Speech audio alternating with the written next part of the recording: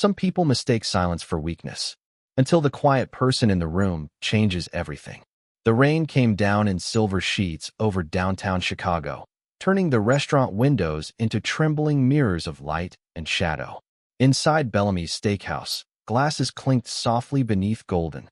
The rain had stopped, but the city still looked washed in silver when Emma stepped out of the restaurant nearly an hour later. Her fingers tightened around Lily's small hand as they walked beneath the yellow glow of Manhattan streetlights. Behind them, through the tall glass windows of Le Monarch, she could still feel Alexander Hayes watching her. Not as a waitress anymore, not as part of the background, but as a question he could no longer ignore. Lily skipped beside her, humming softly, completely unaware that one innocent word had shattered 6 years of silence. "Mommy," she whispered, looking up with sleepy. The rain had stopped by the time Christina stepped out of Anderson Capital that evening, but Manhattan still glistened under the streetlights like a city trying too hard to hide its scars.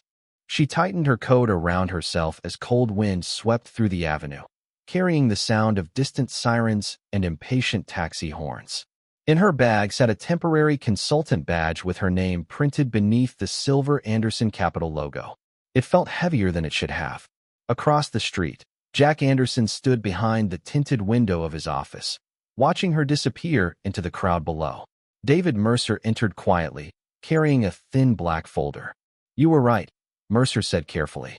"She is hiding something." Jack did not look away from the window. Everyone hides.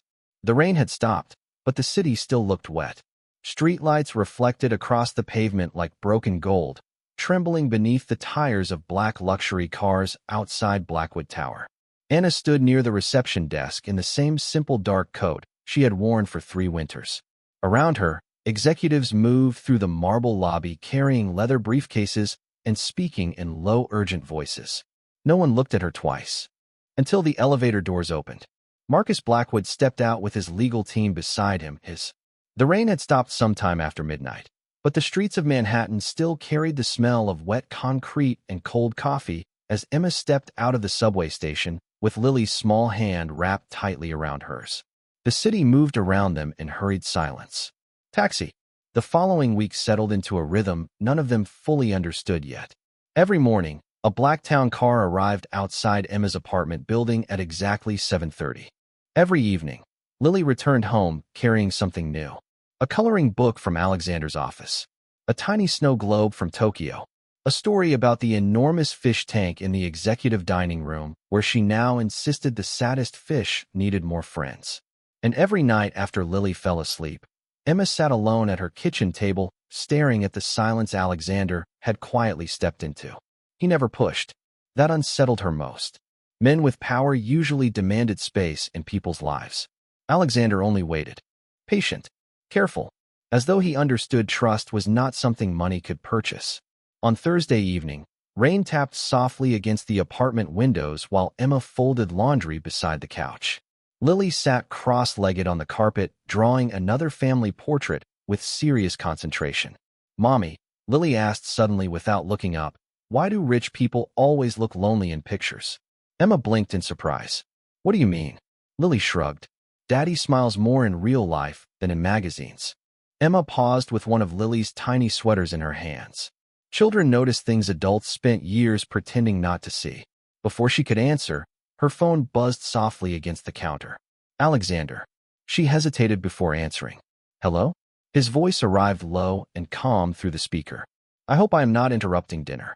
We already ate." Emma glanced at the clock. It was nearly 8. "Everything okay?" A small pause followed. Then quieter. "I had a conversation with my mother tonight." Emma straightened slightly. And another pause. "She wants to meet you." Lily immediately looked up from the carpet. "Daddy?" Emma lowered the phone slightly. "Bedtime ears, sweetheart." Lily grinned without apology before returning to her crayons. Emma moved toward the kitchen window, lowering her voice. "Why now?" Because she realized Lily exists outside newspaper headlines and inheritance discussions. Alexander sounded tired. "And because for the first time in my life, I told her no." Emma stared through the rain-streaked glass at the blurred city lights below. The sentence carried more weight than he probably realized. Men raised inside powerful families learned obedience differently. Sometimes silence became loyalty before they even understood the cost. What did she say? Alexander exhaled softly. That I am risking my future over emotions. Emma closed her eyes briefly. And what did you say? His answer came without hesitation. That my daughter is not a risk. The apartment suddenly felt very quiet. Somewhere behind her, Lily hummed softly while drawing purple flowers across construction paper. Emma pressed her fingertips lightly against the cold glass. She had spent years imagining Alexander as distant, untouchable, another wealthy man protected by privilege and convenience. But now she saw something else beneath the expensive suits and polished control. A man slowly learning what mattered too late. Saturday afternoon arrived colder than expected. Manhattan carried that sharp November wind that slipped beneath coats and settled into your bones. Alexander met them outside a private townhouse on the Upper East Side, his expression unreadable beneath the gray sky. Lily immediately ran toward him, wearing her purple scarf crookedly around her neck. Daddy, Mommy says I cannot ask rich people if they have gold toilets. Alexander nearly choked on his coffee. Emma covered her face briefly. Lily, what? Madison asked her mom that once. Alexander laughed despite himself, crouching slightly to fix Lily's scarf. For the record, no gold toilets. Very disappointing, Lily announced seriously.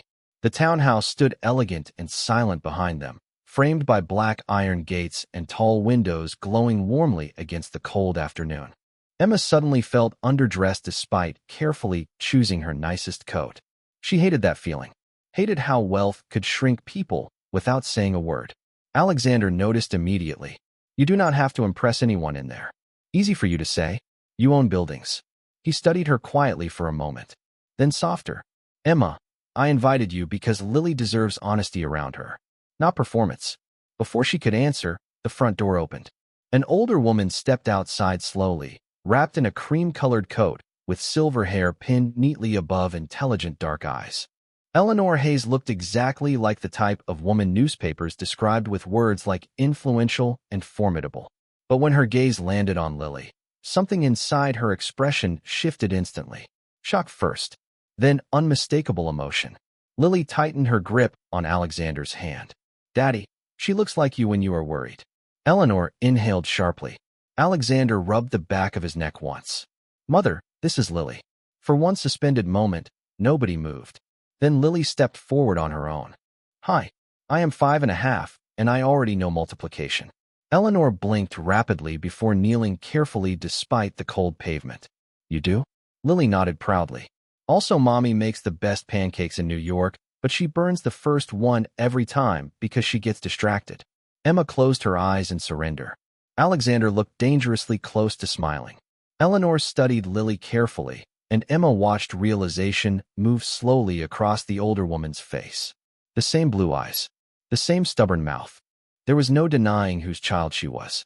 Finally, Eleanor looked toward Emma. I owe you an apology. Emma had imagined this moment differently for years. Angrier perhaps, more satisfying. But standing here now, watching Lily chatter happily about pancakes and fish tanks beside Alexander, the apology only felt sad. You owe your son one too, Emma replied quietly. Eleanor lowered her gaze for the first time since they met. You are right. The honesty in her voice caught Emma off guard. Inside the townhouse, warmth wrapped around them immediately. Firelight flickered softly across polished shelves and framed family photographs. Lily wandered toward a grand piano near the windows with open fascination. Daddy said you used to play? Eleanor looked surprised. Alexander told you that? Lily nodded. Mommy says sad people always stop doing the things they love first. Silence settled briefly across the room. Alexander turned slowly toward Emma. She busied herself removing her gloves, pretending not to notice. Eleanor watched Emma differently after that. Less like a threat, more like a woman trying to understand another woman too late. Lunch unfolded carefully at first. Polite conversation, careful pauses. But Lily moved through the tension like sunlight through clouds, asking impossible questions with complete sincerity. Grandma, why do rich people whisper so much? Alexander nearly dropped his water glass. Eleanor stared at Lily for 2 stunned seconds before laughing unexpectedly. A real laugh, sharp and genuine enough to surprise everyone at the table. Emma looked down quietly at her coffee cup then. Because for the first time since this impossible story began, the room no longer felt divided between power and poverty. Just people, flawed people, lonely people, trying very badly not to lose something precious again. December arrived quietly over Manhattan. The city transformed overnight into silver sidewalks, glowing store windows, and hurried crowds carrying shopping bags beneath strings of white lights. Snow gathered softly along the edges of brownstone staircases, while steam curled upward from subway grates like breath against the cold. Emma stood behind the counter at Le Muris balancing 2 coffee cups on a tray, while holiday music played faintly through the restaurant speakers. Across the dining room, customers laughed beside candlelight and polished wine glasses. Everything looked warm from a distance. But exhaustion still lived in Emma's bones. Working double shifts through December meant longer hours and fewer quiet moments to think. Maybe that was why she accepted it. Thinking too much lately always led back to Alexander. To the way he looked at Lily. To the way he listened when Emma spoke, as though her words mattered long after the conversation ended. "Mommy." Emma turned immediately at the sound of Lily's sleepy voice near the kitchen entrance. Her heart dropped. Lily stood there wrapped in her purple coat, holding one of her stuffed rabbits. Alexander followed 2 steps behind, looking equally apologetic and exhausted. Emma crossed the floor quickly. "What happened?" Alexander lowered his voice. "Her school called me. Fever. 101 degrees. I picked her up immediately." Lily leaned against Emma's side with flushed cheeks. "Daddy bought me soup and 3 kinds of crackers because he panicked." Alexander looked mildly offended. "There are different recovery crackers." Emma almost smiled despite herself. She touched Lily's forehead gently. "Warm, tired, but safe." Marcel approached from the bar with visible concern. "Everything all right?" Emma nodded quickly. "Just a small fever. I can finish my shift." "Absolutely not," Alexander answered before Marcel could speak. Emma looked at him sharply. "I cannot leave in the middle of dinner service." Alexander stepped closer, lowering his voice enough that only she could hear. "Emma, your daughter is sick. The restaurant will survive one evening without you." The simple certainty in his voice unsettled her again.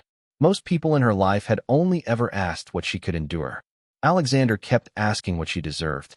Marcel cleared his throat awkwardly. "Go home, Emma. We will manage." Emma hesitated only a second before nodding quietly. 20 minutes later, snow drifted gently across the windshield as Alexander drove them uptown through slow evening traffic. Lily slept in the back seat, clutching her stuffed rabbit beneath a blanket Alexander had apparently started keeping in the car for emergencies. Emma noticed things like that now. The way he prepared for Lily without announcing it. The extra crayons in his office drawer. The child-sized umbrella beside the lobby entrance at Hayes Industries. Quiet effort. Quiet love. "Thank you," Emma said softly as the city lights reflected across the windshield. Alexander kept his eyes on the road. "You do not have to thank me for taking care of my daughter." She studied his profile in the dim glow of passing traffic. "Sometimes I think you are trying to make up 5 years in 5 weeks." His hands tightened slightly against the steering wheel. "Maybe I am." Snow tapped softly against the glass between them. Emma looked out toward the blurred Christmas lights hanging above Fifth Avenue. "You cannot buy time back, Alexander." "I know." His voice sounded tired now. "That is the problem." The apartment felt unusually small once they arrived home. Lily fell asleep almost immediately after medicine and warm soup, curled beneath blankets on the couch, because she insisted the tree lights made her feel better. Emma adjusted the throw blanket gently around her daughter while Alexander stood nearby, loosening the collar of his coat. "You can go," Emma said quietly. "It is late." Alexander looked toward the sleeping child. "I know, but I would rather stay until her fever drops." Emma opened her mouth to protest automatically, then stopped herself. Because the truth was she did not want him to leave either. An hour passed quietly. Snow continued falling outside while old jazz music played softly from Emma's tiny kitchen radio. Alexander sat at the small table reviewing emails on his phone between occasional glances toward Lily. The billionaire CEO inside expensive business magazines looked strangely out of place beneath the warm yellow kitchen light beside chipped coffee mugs and secondhand furniture. Yet somehow, he also looked more real here than anywhere else. Emma poured fresh coffee into his mug before realizing what she was doing. He looked up slightly surprised. "Thank you." She leaned against the counter. "You know, 6 months ago, I thought men like you lived in another universe entirely. Men like me? Billionaires with private drivers and buildings named after them. Alexander smiled faintly. The buildings are honestly less impressive than people imagine. Emma folded her arms.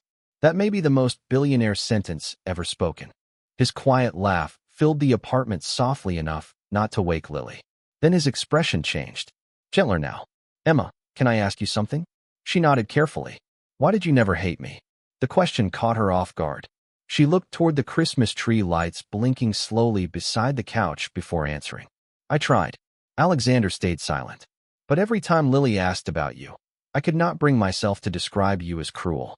Just absent. He lowered his gaze slowly. Emma wrapped both hands around her coffee mug. Maybe because part of me always remembered the man from that weekend in the Hamptons. The one who carried my shoes after we walked too far on the beach because my feet hurt. The one who stayed awake all night talking about books and music instead of business. Alexander looked at her differently then. Not powerful, not composed, just quietly wounded. I looked for you too, he admitted softly. Emma blinked. What? After that weekend, I went back to the restaurant where we met. They said you quit. I called the number you left on the reservation receipt, but it had been disconnected. Emma stared at him. My phone was stolen 2 days later on the subway. For a long moment, neither spoke. Years of misunderstanding settled heavily between them like snow against old windows. So many small accidents. One removed note. One intercepted call. One stolen phone. Entire lives altered by moments nobody noticed at the time. Lily stirred softly beneath her blanket. Mommy? Emma immediately crossed the room. I am here, sweetheart. Lily blinked sleepily toward Alexander. Daddy stayed? Alexander moved closer carefully. Of course I stayed. Lily smiled weakly before drifting back to sleep. Emma looked up at Alexander standing beside the couch beneath the soft Christmas lights. And suddenly the distance between Waitress and billionaire no longer felt important at all. Because love did not always arrive loudly. Sometimes it arrived quietly, carrying soup, waiting beside fevers, staying long after nobody asked it to. Christmas Eve arrived wrapped in snow and soft golden light. Manhattan shimmered beneath strings of white decorations hanging above crowded sidewalks, while church bells echoed faintly through the cold evening air. Inside Emma's apartment, cinnamon and vanilla filled the tiny kitchen as cookies cooled beside the window. Lily stood on a chair near the counter wearing oversized reindeer pajamas while carefully pouring colored sprinkles onto frosting with complete concentration. Daddy says rich people hire chefs for Christmas parties, Lily announced seriously. Emma glanced over her shoulder while stirring hot chocolate on the stove. They probably do. Lily frowned thoughtfully. That sounds lonely. Before Emma could answer, a knock echoed softly through the apartment. Lily gasped dramatically. Santa. Emma laughed quietly. Santa usually uses the chimney. We do not have a chimney. Exactly. Another knock followed, gentler this time. Lily nearly jumped off the chair before racing toward the door. Daddy. Alexander stood in the hallway carrying too many things at once. Snow dusted the shoulders of his dark wool coat, while cold winter air followed him inside. In one hand, he balanced a bakery box tied with silver ribbon. In the other rested a tiny artificial Christmas tree nearly as tall as Lily herself. Daddy brought back up Christmas, Lily declared proudly. Alexander looked toward Emma with something close to embarrassment. Apparently, every child in Manhattan owns more than one tree now. I was informed ours looked lonely. Emma folded her arms, trying unsuccessfully to hide her smile. By who? Your daughter. Lily dragged the tiny tree toward the living room with determined little grunts while Alexander removed his gloves slowly near the door. For a brief moment, neither adult spoke. The apartment glowed softly around them. Christmas lights blinking against old walls. Jazz music low from the kitchen radio. Snow falling steadily outside. Alexander finally broke the silence. Her fever stayed down all day? Emma nodded. Normal temperature since morning. She bounced back faster than I expected. He relaxed visibly at that. Emma noticed things like that too now. The way his shoulders loosened every time Lily laughed. The way he checked weather reports before her school field trips. The way he remembered small details nobody else noticed. Not performance. Presence. Lily suddenly reappeared holding tangled lights in both hands. Daddy says billionaires cannot untangle Christmas lights because they pay people to do hard things. Alexander looked horrified. I absolutely did not say that. Emma laughed before she could stop herself. A real laugh this time. Warm enough to surprise both of them. Alexander stared at her quietly for half a second too long. Then softer. You should do that more often. Emma looked away first. They decorated the tiny tree together while snow continued falling outside the apartment windows. Lily insisted on placing every ornament herself, most of them crooked. Alexander sat cross-legged on the floor in expensive slacks that probably cost more than Emma's monthly rent, while untangling lights with the concentration of a man negotiating international contracts. At one point, Lily leaned toward Emma and whispered loudly enough for everyone to hear. Daddy gets grumpy when lights do not cooperate. Alexander sighed deeply. That trait is hereditary. Emma nearly dropped an ornament laughing. The sound filled the apartment so naturally that all three of them went quiet afterward, because suddenly it felt dangerously close to something permanent. Later that evening, Lily fell asleep beneath the glow of the tiny tree before finishing half her cookie. One small hand still rested against Alexander's sleeve while holiday music drifted softly through the apartment. Emma adjusted the blanket around her daughter carefully. She always crashes early on Christmas Eve. Alexander looked down at Lily with quiet wonder. I missed every Christmas before this. Emma sat slowly on the couch beside him. You cannot punish yourself forever for things you did not know. His eyes remained on Lily. Maybe not, but I still think about it. Every birthday, every fever, every school play. He swallowed once before continuing. 5 years is a long time to lose. Emma watched him carefully in the soft light. The billionaire from magazine covers was gone again tonight. No polished confidence. No controlled distance. Just a father carrying regret too heavy for one person. You know what Lily will remember instead? Emma asked quietly. Alexander looked at her then. She will remember that you came back. Silence settled softly between them. Snow drifted beyond the windows while colored lights reflected faintly against the ceiling. Emma suddenly became aware of how close they were sitting. The warmth from his shoulder beside hers. The steady quietness between them that no longer felt uncomfortable. Alexander spoke first, voice lower now. Emma, there is something I need to tell you before tonight ends. Her heartbeat shifted slightly. What is it? He reached into the pocket of his coat slowly and removed a folded envelope. Hayes Industries letterhead. Emma frowned immediately. What is this? Alexander handed it to her carefully. Open it. She unfolded the papers with growing confusion. Halfway down the page, her breath caught. A trust fund. In Lily's name. Large enough to pay for every school, every apartment, every dream their daughter could ever possibly want. Emma looked up instantly. Alexander, this is too much. No. His voice remained calm, but firm. It is not enough. She shook her head quickly. I do not want Lily growing up thinking money solves everything. Neither do I. He leaned forward slightly. That is why the trust only activates when she turns 25. After college. After she builds her own life first. Emma studied him quietly. You already thought all of this through. Every detail. I had 5 years to imagine what kind of father I would have been. The honesty in his voice nearly broke her heart. Emma lowered the papers slowly onto the coffee table. You really love her. Alexander looked almost offended. Of course I love her. Then softer now. She is the best thing that ever happened to me. The apartment fell still again after that. Somewhere outside, church bells rang midnight through the snowy city. Christmas Day had arrived. Lily shifted sleepily beneath her blanket without waking. Alexander finally looked back toward Emma, his expression quieter than she had ever seen it. And then he said the one thing she was not prepared for. I think you are the best thing that ever happened to me too. Emma forgot how to breathe for a second, not because of the words themselves, but because he said them without performance, without expectation, just truth. Simple, terrifying truth.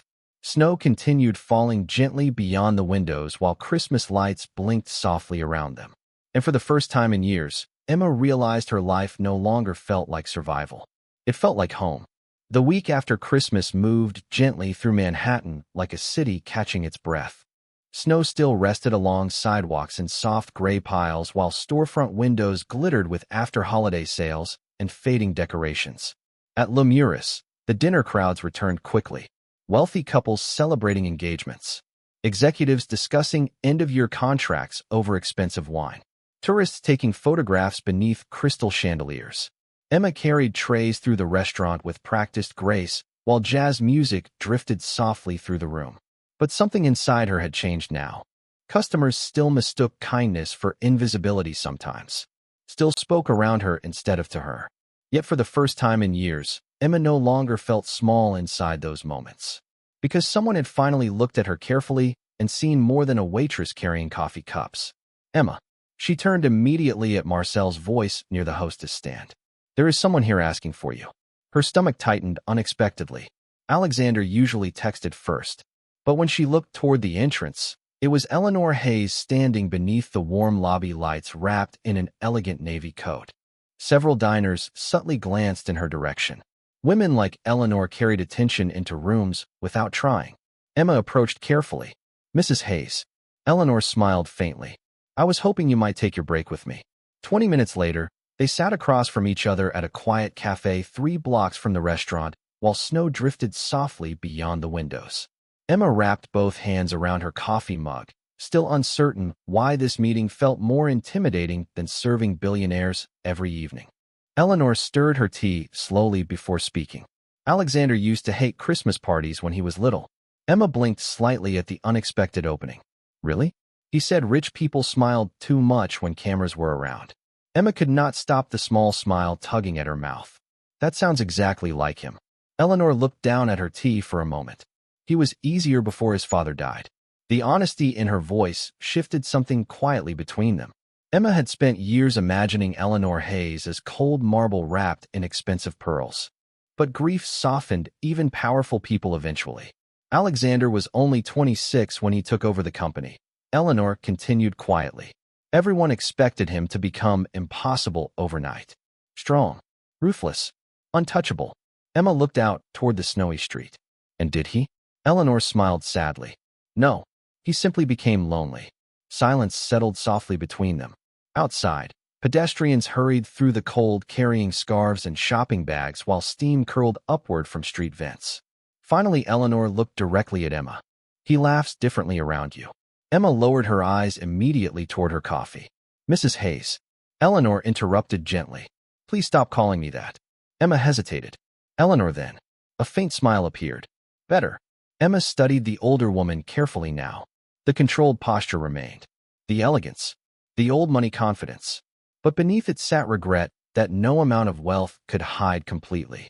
I was cruel to you without ever meeting you, Eleanor admitted softly. Emma stayed quiet. And the terrible thing is that I convinced myself it was protection. Protection for Alexander. Protection for the company. She shook her head once. But really, it was fear.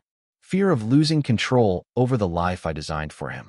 Emma looked toward the window again before answering quietly. Powerful people often confuse control with love. Eleanor inhaled slowly at that, then nodded once. Exactly. The simplicity of the answer carried years inside it. Emma suddenly understood Alexander more clearly than before. The pressure, the distance, the careful emotional restraint.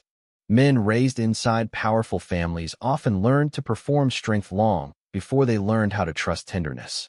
Eleanor reached into her purse slowly and removed a small photograph. She handed it carefully across the table. Emma looked down. A younger Alexander stood barefoot beside a piano at maybe 7 years old, dark hair messy, smiling directly at the camera while holding a violin much too large for his tiny shoulders. Emma stared for a second longer than intended. He looks happy. Eleanor's voice softened. That was before people started telling him who he needed to become. Something tightened quietly in Emma's chest. Because she understood that feeling too. Life had spent years trying to reduce her into survival. Smaller dreams. Smaller spaces. Smaller expectations. But Lily had somehow protected the gentlest parts of her from disappearing completely. Eleanor folded her hands together slowly. He loves you, Emma. The words landed softly but heavily. Emma looked down at the photograph again before answering. I know. Eleanor watched her carefully. And you love him too. Emma opened her mouth automatically to deny it, then stopped, because lying suddenly felt exhausting. Outside, snow drifted quietly against the cafe windows while soft piano music played overhead. Finally, Emma exhaled slowly. Loving someone powerful is frightening. Eleanor gave a faint, understanding smile. Loving anyone truly is frightening, especially when they matter enough to hurt you. Emma swallowed carefully around the truth sitting heavily in her chest. the truth she had been avoiding since Christmas Eve. Because somewhere between soup during fevers and tiny Christmas trees and watching Alexander become a father, she had fallen in love with him again. Maybe she never completely stopped. Eleanor reached across the table then. Not dramatically, just enough to rest her hand gently over Emma's for one brief moment. He spent years surrounded by people impressed by his success, she said quietly. You are the first person in a very long time who simply cares whether he is tired. Emma blinked rapidly at the sudden sting behind her eyes. Across town at Hayes Industries, Alexander stood alone inside his office watching snow drift across Manhattan through floor-to-ceiling windows. His tie hung loosened around his collar after another 14-hour workday. Financial reports covered his desk untouched, because his phone screen held a photograph instead. Lily asleep on the couch beneath Christmas lights. Emma sitting beside her with tired eyes and flour-covered hands. Home. The word had started meaning something entirely different now. His assistant knocked softly before entering. Mr. Hayes, your 7 o'clock investors are here. Alexander looked once more at the photograph before locking his phone quietly. For years, billion-dollar meetings had felt important. Necessary. Tonight, they simply felt late. Because somewhere in a tiny apartment downtown, a waitress and a little girl had unknowingly become the first thing he wanted to return to instead of escape from. And for a man raised around power his entire life, that realization felt more terrifying than any business risk ever could.